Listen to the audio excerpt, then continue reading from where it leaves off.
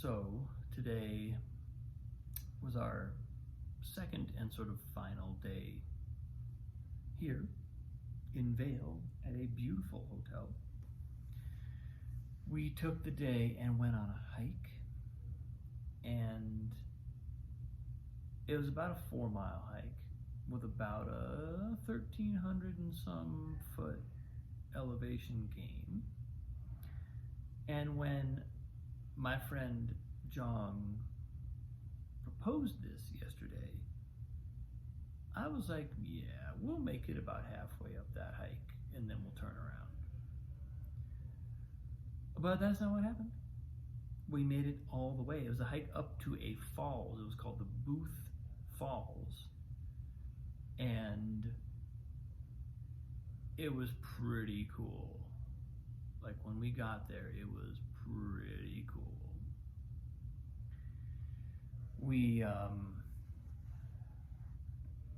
It was one of those trails that sort of like starts steep and then it flattens out, then it's steep again, then it flattens out. So you kind of constantly think, okay, maybe we're through the tough part, and you never quite are. And what made this hike remarkable was the fact that we had these kids with us.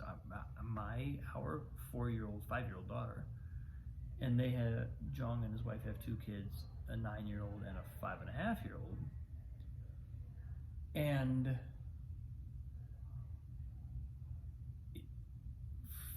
on one level, it was just impressive to watch them all do the entire hike. Because not only was it a fairly challenging hike, but there were also some parts of it that were just treacherous. And so challenging from like an endurance point of view, the amount of distance and elevation, but then there were just some sections that were like, ugh, this is not like, a 5-year-old. This is not necessarily tailored for them. But Annalise did beautifully, and Jong's kids did amazing too. And something showed up for me today that I noticed, which is when Annalise was up front leading the group, she was on fire. Like, it was all anybody could do to keep up with her. When she was not leading, initially, she like hung back and sort of was almost like dragging a little bit. And eventually, we got to a place where she was really pretty willing to share the leadership with one of the other kids, and they were kind of trading off. And I wasn't so easy at first. She wasn't so sure that she wanted to share leading. She said right out of the gate, she was like, it doesn't matter who leads. But then she proceeded to be in front for the first, third or so of the hike. And then when it came time to actually like let go and let somebody else take over, there was a bit of resistance there. So she had the right, she knows the party line, but she wasn't quite sure she was ready to tow it.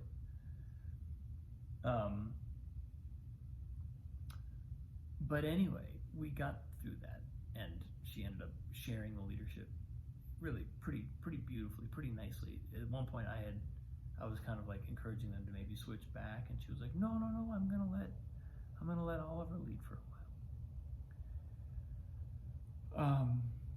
But in all of this, in observing her and in observing the empowerment she experienced when she was leading, I recognized something about leadership, which is how deeply empowering is the word leadership can be, if it's for the right reasons, right? Like, it's not, leadership in and of itself is, it's coveted sometimes to be the leader, and especially I think in American culture, we spend so much time cultivating leadership qualities. when a lot of times we also maybe should be thinking about followership qualities, like what makes you a good follower? How can you ultimately serve something beyond yourself, ourselves, all the time, whether that's by leading or whether it's by following. It's like tuning into a higher leadership or a higher direction that ultimately transcends the role of leader and follower. It's like we are moving in this direction and we are aligning our energies, and there may be one person leading if that's the type of situation, if the situation calls for it. There may not be if the situation doesn't call for it, or if the situation truly calls for just like a kind of distributed responsibility. But there is a real empowerment, especially at the level of the age that Annalise is, 5 years old, just turned 5. There's something about it that just infuses her with power. And I saw it in the other kids too. I saw it in the other 2 kids who also sort of had their turns in front. There's something that really sparks a kind of, it was like the ability to tackle the task of climbing this hike, which by all rights, even as we got going today, I was like, we were not gonna make it, and we're not making up this giant kind of scraggly mountain to this waterfall with a couple of 5-year-olds. It's not going to happen. We're going to get halfway up. It's going to be beautiful. We're going to have a little lunch, and we're going to come back home. That's not what we did. And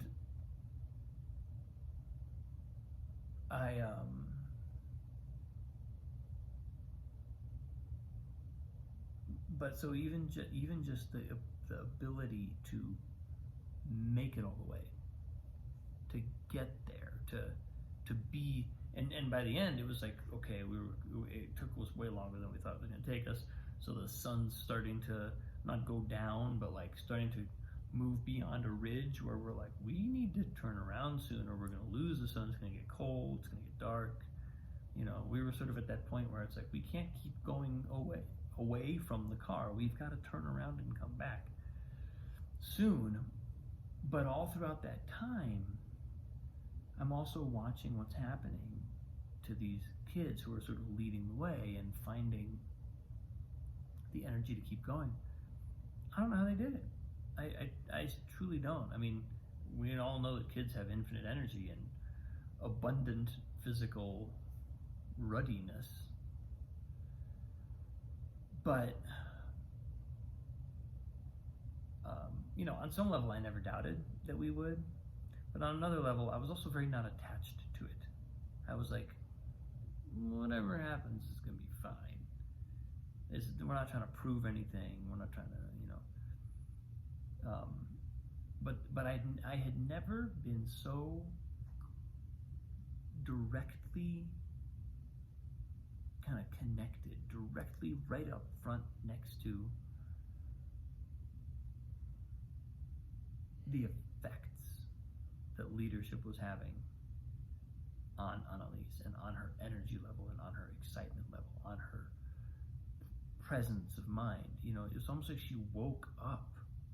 And I started using that, like when she would kind of like, a couple times she ended up a little bit at the back of the group. I was like, honey, come on up here. You should lead us again. She'd run up and all of a sudden, bam, she was wide awake, going, just flying up the trail. And, as someone who has questioned a particularly American cultural emphasis on leadership, right? As someone who's been somewhat skeptical of the constant emphasis on that, and who actually has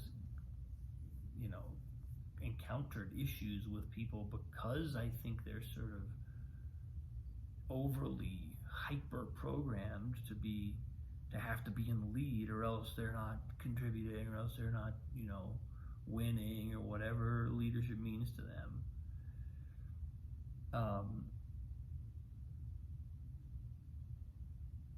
And as someone who's wrestled with my own leadership impulses, I was really kind of inspired today by what I saw.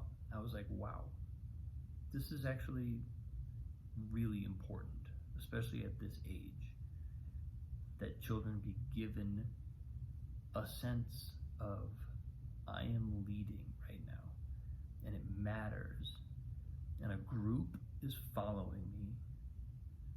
The choices I make are rippling through an entire community, small community, whatever.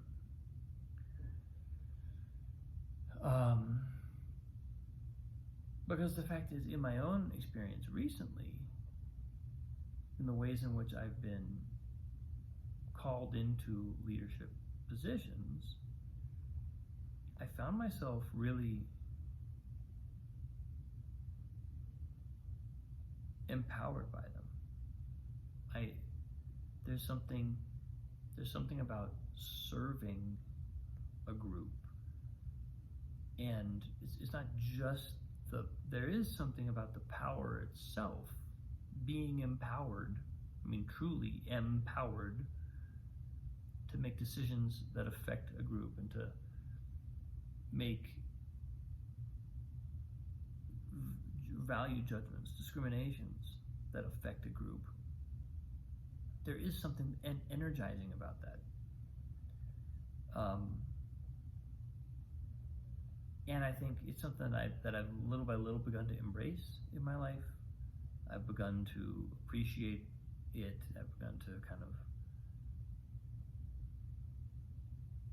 just understand it and bring myself to a place where I'm like, okay, I actually want to embrace this. I don't want to keep deflecting my own leadership impulses. I actually want to embrace them. I want to acknowledge them and be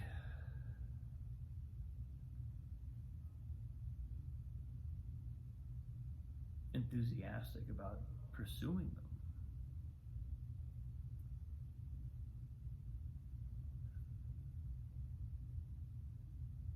So I guess, that's part of what I was witnessing today, was an affirmation of my own impulses. I'm watching my daughter, literally it's like an on-off switch. Watching her experience that and manifest that. And it reflected something to me. It reflected to me, some of what's important for me to also take on and be willing to step, because a kid has no problem. She has no problem being like, I want to lead. That's what I want. And we even had a chance to talk about, leadership is not just about wanting to be the leader. It's also about wanting to help other people.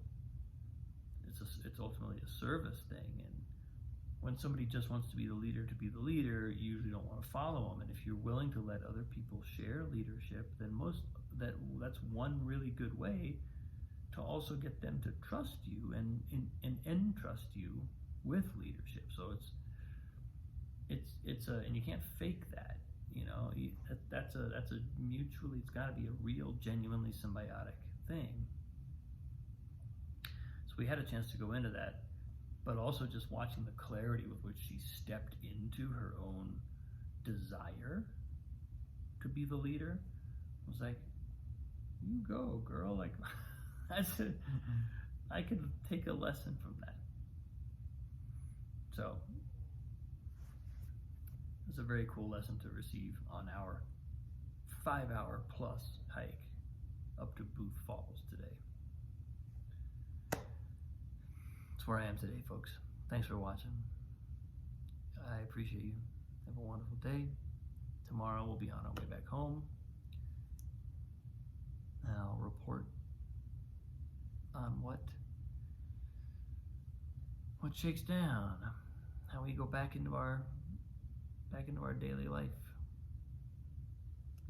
So appreciate you. Have a good day. See you soon.